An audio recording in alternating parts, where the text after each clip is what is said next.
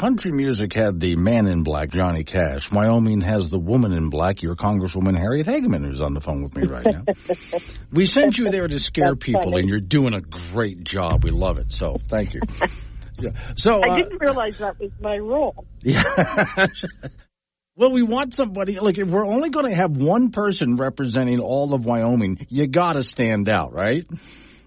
Well, yeah, you do. You got to do something. And the other thing is, if you're going to represent Wyoming, you better go back there and try to hold people accountable for doing things to destroy my state. Yeah. So let's start on that note with the EPA, who I think when they look at America, Wyoming has a big target on it.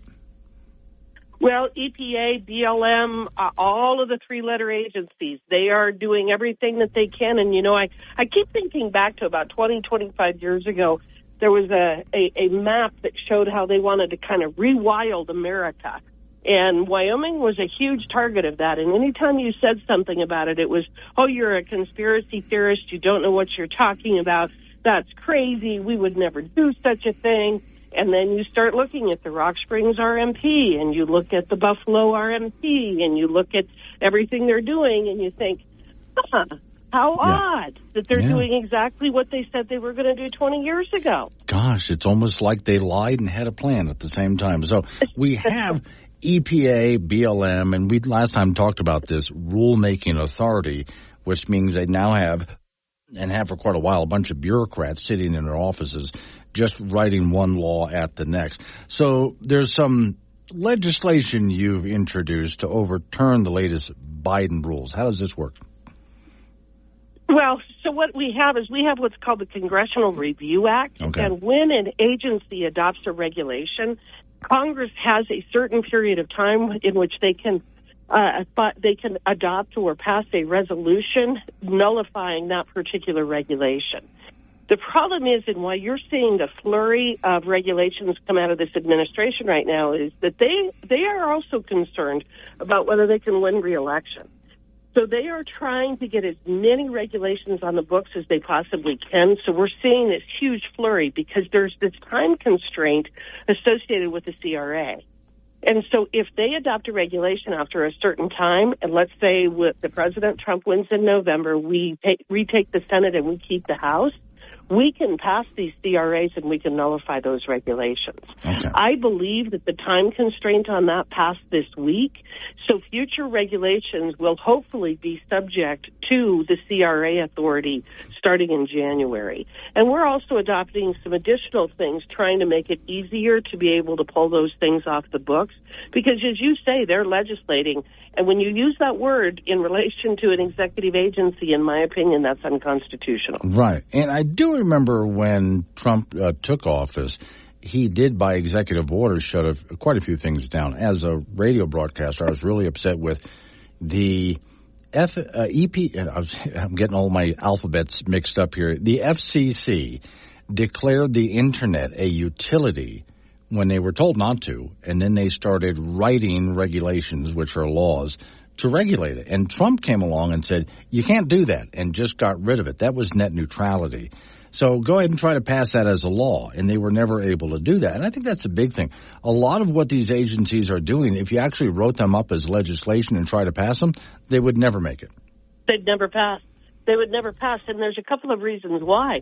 They would actually, this is why I think that it's so critically important that we get Administrative Procedure Act reform, because I think it's perfectly appropriate for these agencies to come before our committees, whether it is the Foreign Affairs Committee, or it's the Natural Resource Committee, or it's the Water, Wildlife, Fisheries Subcommittee, and force these agencies, the BLM, the Fish and Wildlife Service, Forest Service, they can come in and they can present to us what they think is appropriate for Congress to pass.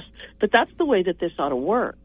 And that's what I'm trying to get back to, is that the agencies can have a say in terms of management authority that they may need or how they want to address particular areas, but it should ultimately be up to Congress. What Congress has done is largely abdicate its responsibility for legislating and has allowed these agencies to do it by regulation rather than legislation. No, you see, your proposal is not going to work because Democrats then would never be able to get anything done. So I'm sorry, we can't have that. Well, there's a lot of truth to that, and that's the other reason why You know that we've gone off the rails when the only things that the Democrats can actually accomplish are through unelected bureaucrats. Right. Because as you just said, let's take the Buffalo RMP that just came out 2 weeks ago as an example. Do you think that Congress would pass a law actually stopping all coal production in the Powder River Basin? Hell no, of course we wouldn't do that. That's absurd. It's insane. It turns us into a third world country if we don't have access to that affordable and reliable energy. Now, these people know that. Congress would know that. I don't think it will ever happen. It's going to be tied up in court. And again, hopefully we have a new administration starting in January so that we can do away with some of these absolutely absurd and radical ideas.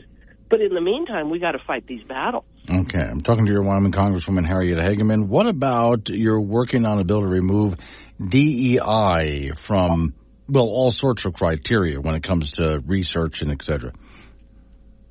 Well, the DEI or DIE, however you want to look at it, right. diversity, equity and inclusion, actually there's a much better term for it, which is social Marxism. Yeah.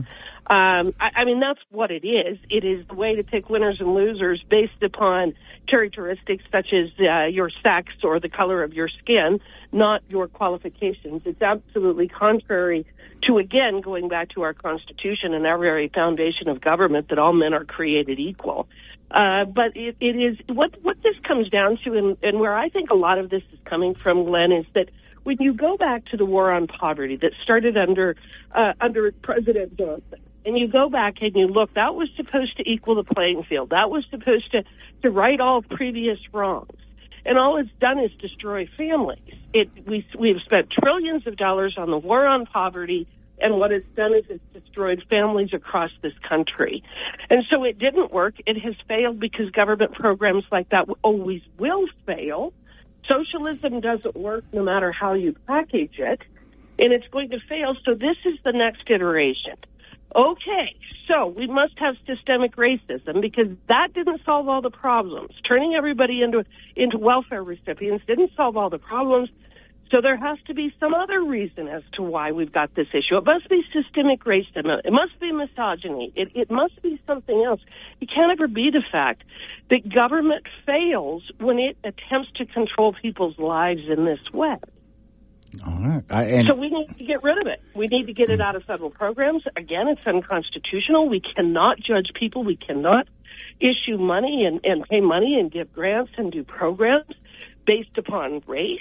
Whether it is white or black, whether you are of Asian descent, it doesn't matter. We have to focus on the qualifications of the people. And that's why we want to take DEI out of the grant program for these universities entirely, because I do think it's one of the ways in which our universities have gone so far off the rails. Well, and like Martin Luther King said, and judge people by the content of their character, which is all you should really go by. Last one. About solar panels out west. What are you working on there?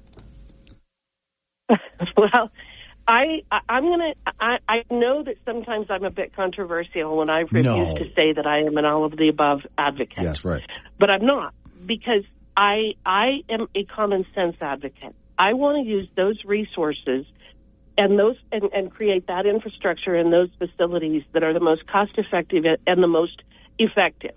And it's why I'm always talking about reliable and affordable energy.